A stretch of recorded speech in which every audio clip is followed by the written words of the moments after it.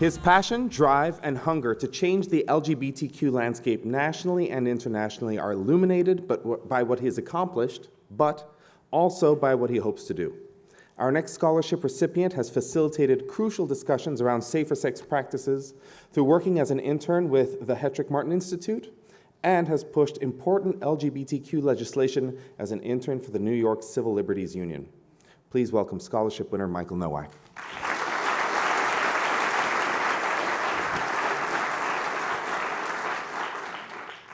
Good evening, everyone. I'd like to thank you all for coming and Live Out Loud for organizing this event and for their generosity. I look back at the past 4 years and it amazes me, not just the journey, but how much I've changed and how differently I see the world. When I first came out to my mother, I didn't expect it to have the chain reaction that it did. I wasn't sure what the response would be, but I immediately regretted coming out to her. Over the following months, tensions in my household grew. Long and vulgar arguments became a daily occurrence, and soon I found myself on the streets of the city. I took refuge in the crowds of Occupy Wall Street protesters that had been camping out in Union Square for the past few weeks.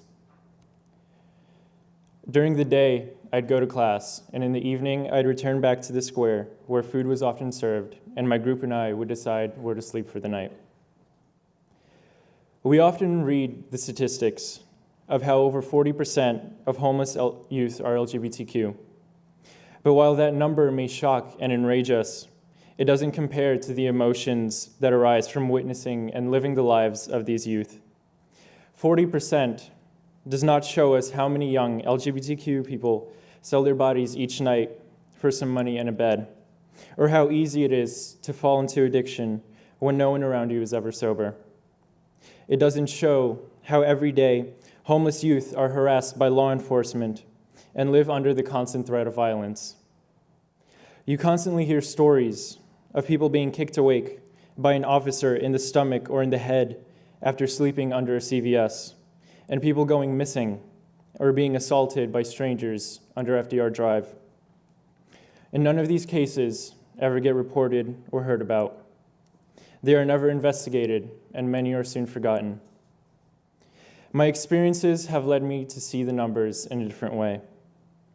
There are 8,000 homeless LGBTQ youth in New York City, 20,000 homeless youth in the city overall.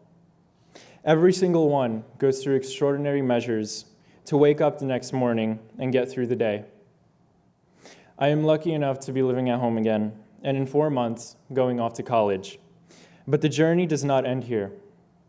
Over the past 4 years, I have worked in various organizations and government agencies to advance LGBTQ rights and protections, specifically for at-risk youth.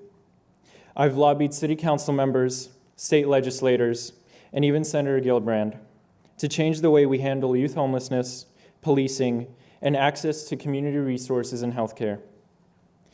Social justice and community organizing have become a passion and the center of my work. And thanks to all of you here tonight, and thanks to Live Out Loud, I hope to make the stories behind the numbers known. Thank you.